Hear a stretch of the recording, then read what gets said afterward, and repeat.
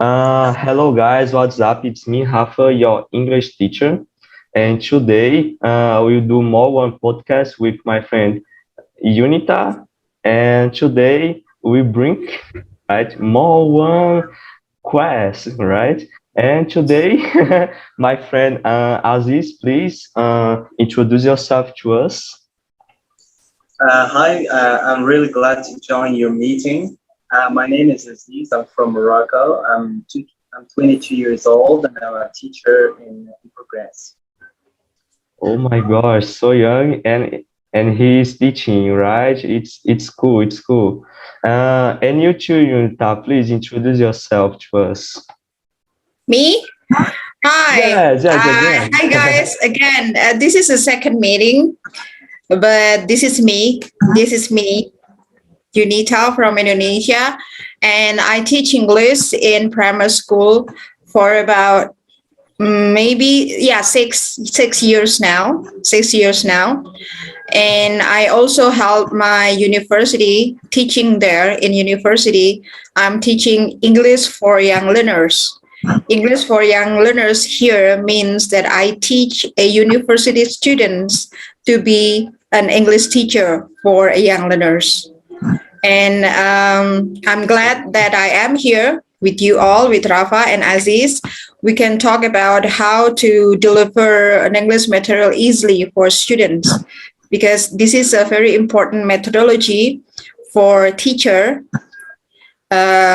Delivering material is not just giving a task, giving assessment, but we have to know tricks how to deliver that material well because we are dealing with human being. They are living things and we have to understand the background and everything. Yes, yes, you are right. I agree. I think the material is so important, right? Because Mhm. I I I did uh, two or uh, two or three internships, and I Mhm. think that it's really important, right? When the teacher or the professor he or she has a material because it's really important to understand, right? Mhm. And for example, I think that when you have the, for example, adult from your students, okay, oh, I didn't understand this subject, and the teacher bring a slide or a PDF. I think Mhm. it's changed, right? The Mhm. the understanding from our students, right? Yes. And I think that it's really important. A professor or a teacher know how to do a material. And Mhm. my friend Aziz, please, how do you teach in your school, right? What kind of material do you do, or I don't know, methodology of class? Can be anything that you bring to your students. Well, first I will tell you a story because for about the first time I taught. Well, I remember I had a call from a friend teaching in an association which offers English courses for free, saying that she has already gone out of duty over the weekend and I needed to replace her starting from Monday. And you know that Mhm. feeling of being requested to teach when you're not competent enough in didactic stuff, and especially when you're not that familiar with its practical side. So I remember obviously not being able to sleep the night before because I was freaking out. But I thought I was going to have two classes. I mean, with different levels and grades, and also coming in irregular times as already pre-scheduled. But that wasn't the case. I remember the first class with beginners on Monday. The anxious and enthusiasm. Like I have an enthusiastic feeling at the same time. So when about to enter the building, I noticed the crowds of students coming from the doorway. Hopefully not to my class, but yeah, the class got crowded, and yet still there were many students coming to my class. And I was like, oh my gosh, like I was on pins and needles. I thought, are you students? Are you my students, or just a group of Protestants coming ending up being in my class? So yeah, I was kind of confused because they were two groups for intermediates and beginners in that associations, and seemingly they were starving for English so that they came both at the same time. So I didn't know how to handle this situation because it's hard to teach two levels together because it's not a governmental association, it's a private association, and it's like it offers courses for free, so it's obvious. So I really was confused what to teach and how because I didn't know where the previous teacher left out. So and I thank God because it was just English, and most of the students were there just to improve their communication skills. So that is the first time I feel like it's the first time to know how it feels to be a teacher, how to manage the unexpected, how to handle the situation when you're not already competent. I mean, I had some information and background about how to teach, how to manage the class, but I was kind of surprised. But communication. When you teach communication, I think communication has no levels. I mean, still, beginners can learn from intermediates and vice versa. So I take this as an advantage, and I carry on my class towards. And I was so proud that my students could learn something. Yeah, between quotations, but yeah, I was so proud. Concerning your questions, I mean, before even starting your class, you need to take in consideration your like the students' comfort, culture, and cultural barriers, the language. So there should be many things that should be taken in consideration before starting a class. And I think Exactly. yeah, and I adapt the silent method of teaching, because it focuses on the student rather than the teacher. I mean, the student is the center of the class. It focuses on the student psychology, social status, his or her, own personal issues.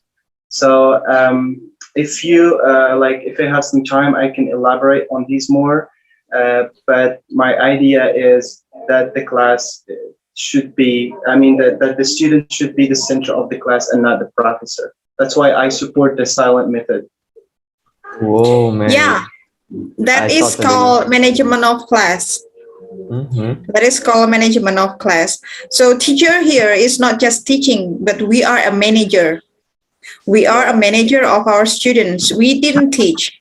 We just give an idea, and students try to have a new innovation how to solve their own problem. Because as Aji said, that before we enter the class, we should know the background of the student itself. In one class, we are a homogeneous student there, right? So culture, background, status, it's really matter. We have to consider about that Yeah. so that we know how to deliver a good material.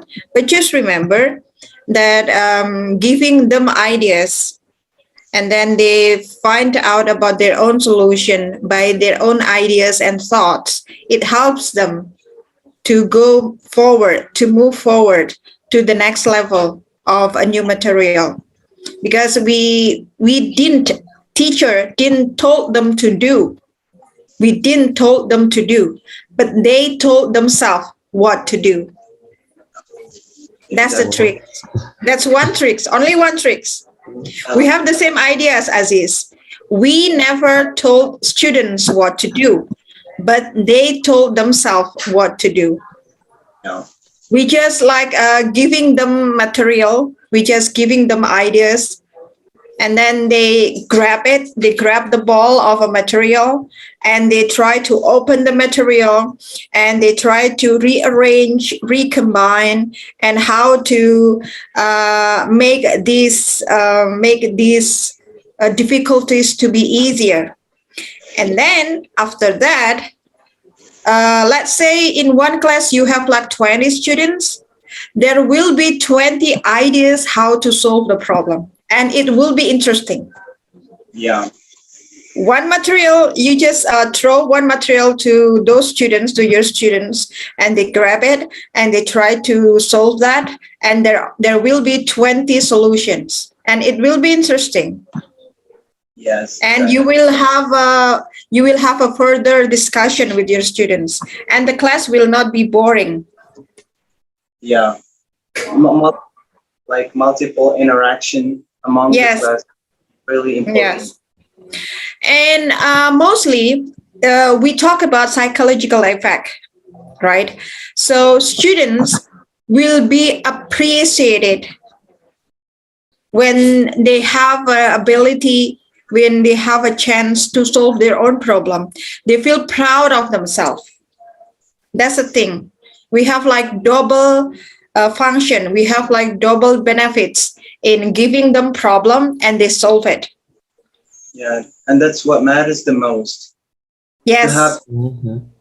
the students' psychological skills Yeah. up Mm. That's Well, why sorry. yes. Even ourselves, even Rafa or maybe Aziz, and even me, if there is somebody appreciated our work, we feel proud of ourselves.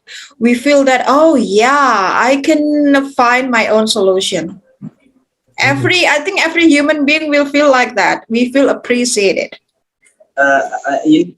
have you ever experienced this situation where you have to teach two different levels of the same class? Yeah. It's complicated. Yeah, for me. Yeah, for me. Yeah. For me, yeah.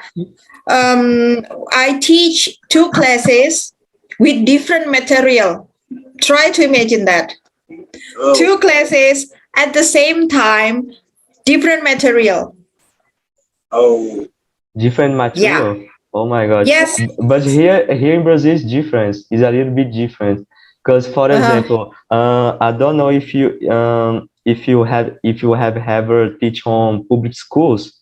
Mhm. For example, of course, in a public schools there are different kind of students, and there are some days that how can I say, they have a course, right, in a public Mhm. course here in Mhm. Brazil that called SEAL. Mhm. Um, it's a school that we can learn languages, right, different languages, Mhm. and those students really, oh Mhm. my gosh, they are incredible, right, and they Mhm. know many things in English. And Mhm. when we see those students studying, they result the exercise so fast, Mhm. right?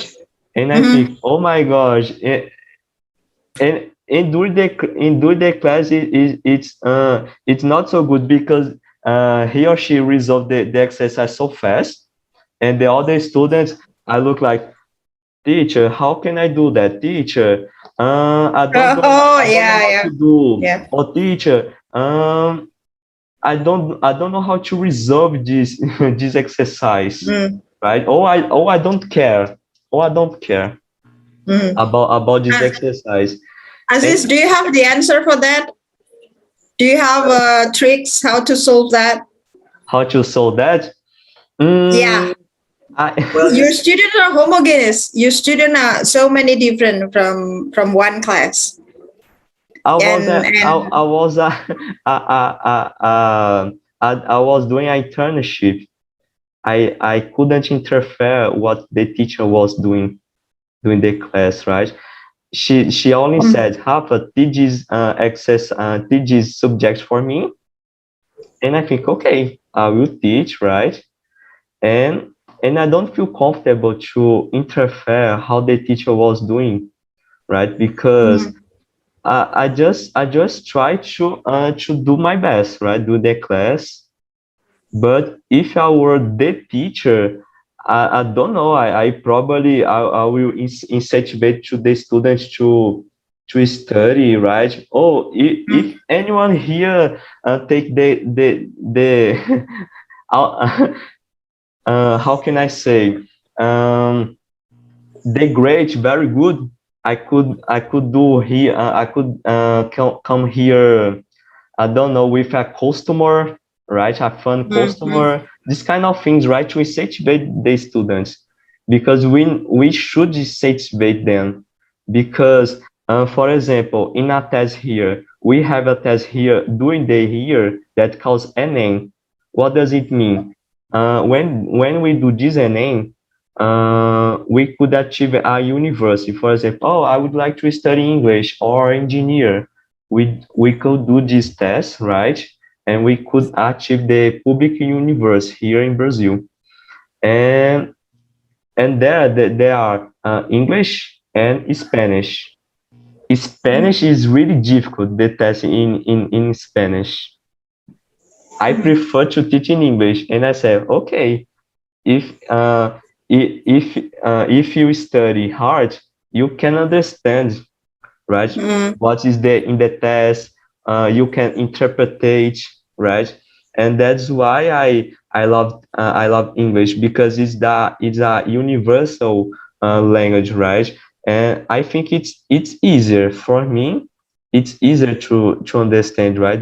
I don't know. It is because I study a long time, but when I hear in English, when I listen to in English, I think, okay, I can understand, right? The words are very clear for me when you guys are talking. For me, it's very clear. But in Spanish, they talk. No, they speak very fast. For me, Oh yeah. Oh it's yeah. very I difficult. know. I got that. Yeah. So your problem is how to handle multiple students, right? In one class, right, Rafa? How to handle that?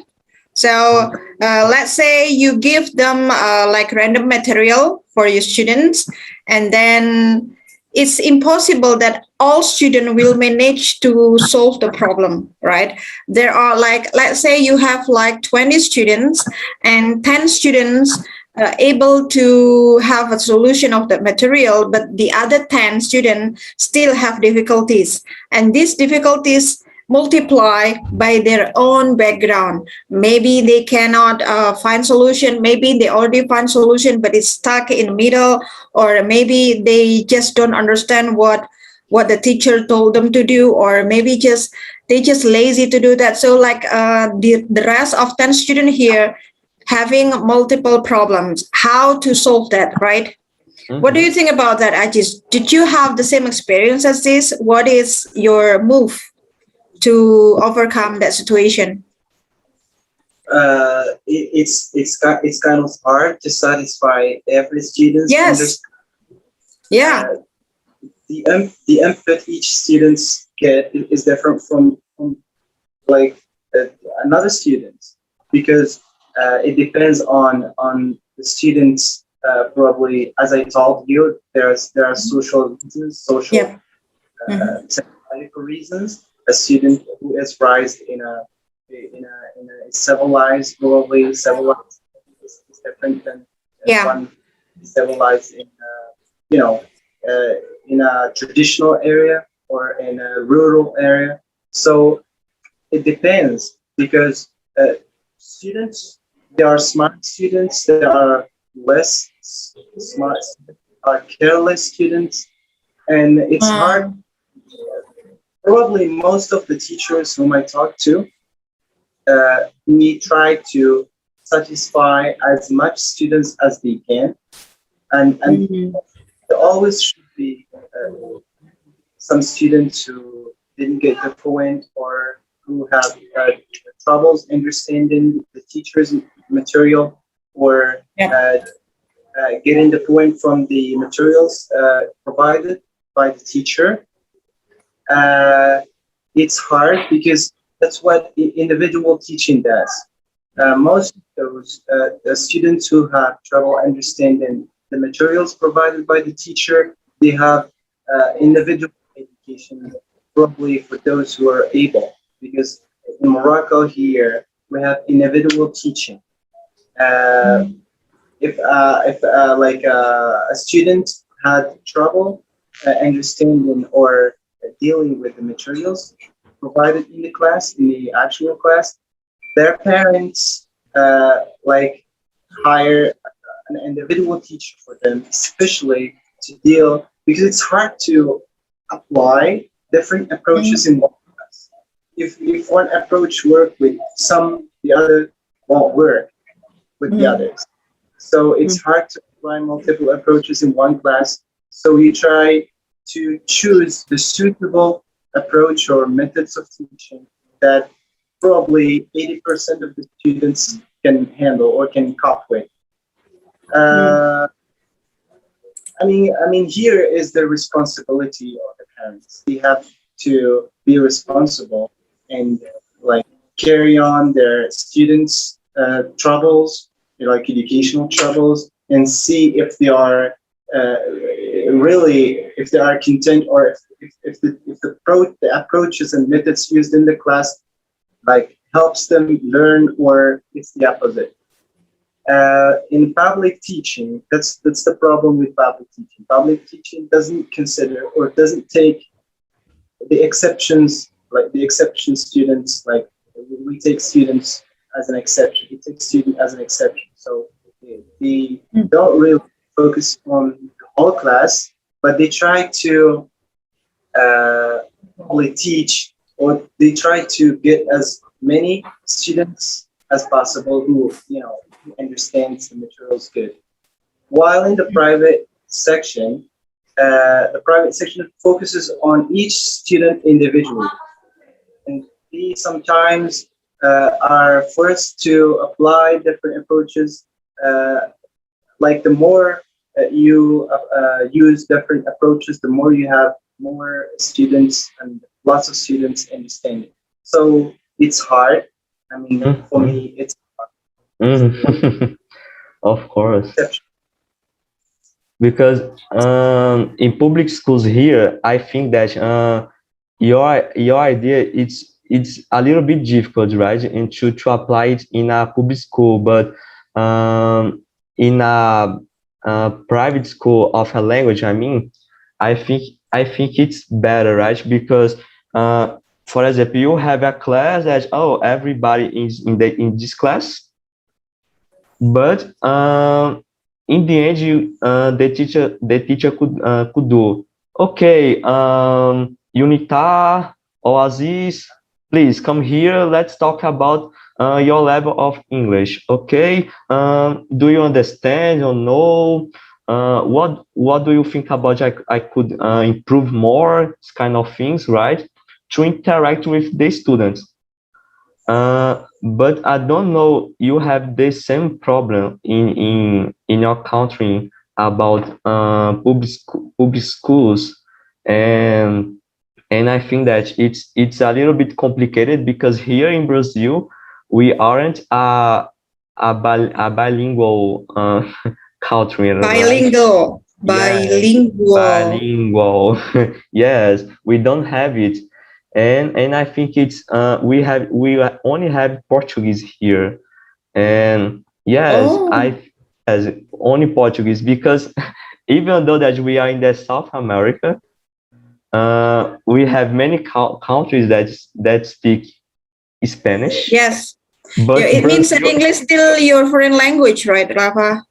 English is yes, your foreign language. yes, for me it's my Mm. foreign language, and I think that many people here would like to speak in English, but they only do the course, right? And after they don't care, they wouldn't like they just would like to have the certificate, the English certificate, but they say, oh, okay, I have the certificate in English, but I couldn't speak in English, right? Because Ah. I think it's depend of the methodology, how the students we study, right, day by day, and I think that a great duty for a teacher is to present, right, some methodologies. For example, okay, you can do a flashcard, or you can read more, or listen to music, right? Music. I think it's really important. It's really important. The teacher know how to have the strategies to study and pass it to the students, right? Because I think that me as teacher, I should, okay, oh, you can access the internet and search for Cambridge Dictionary, or the Treasure Dictionary, or a flashcard, for example.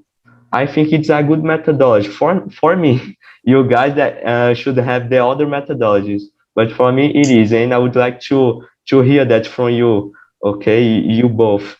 Um, and for me, that it's really good uh, to access in English, to have the information in English, right? You know what you are learning. For example, oh, okay, I don't know what it is to give up, okay, and okay, to give up, what it is to give up, okay, and I see the definition in English, right? And I think it's really important for us every day try to do it. And I would like to hear from you both. Okay, what do you do in this Yeah. case? So basically, before you're teaching, you have to know background of your students. Even if you face a multiple problem in one class, maybe you already know the background of your students. It makes you easier to overcome all the possibilities of problem in a class. That's the most important thing. But I think the basic things is that you have to be able to make your student motivation grow because okay, let's say that we are a student and we just start to learn about English, right? Just let's say the situation that way. But whenever we don't have motivation to learn English, we kind of lost interest to learn. Mm-hmm. So for an English teacher, English is still our foreign language, Rafa. English is our foreign language. For them, for our student, in their mind, they still think that it is foreign language. It is very hard. It is difficult. How can I manage that? So at the first meeting, you have to ask them, do you have any motivation of learning English? What is your motivation in learning English? The most the most sophisticated, superficial motivation they could give to you, it makes you easier to give them a material. No motivation means they just lost interest in learning everything, in everything.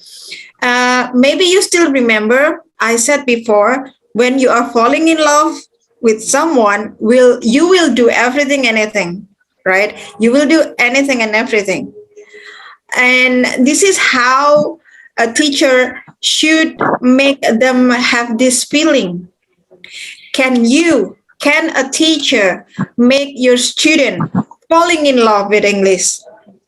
If you can do that, it's easier for you to make them learning about English. That's the first thing. That's the basic thing. And then if there is a problem, multiple problem in one room, you will ask them easily, and there will be a cooperation between teacher and student.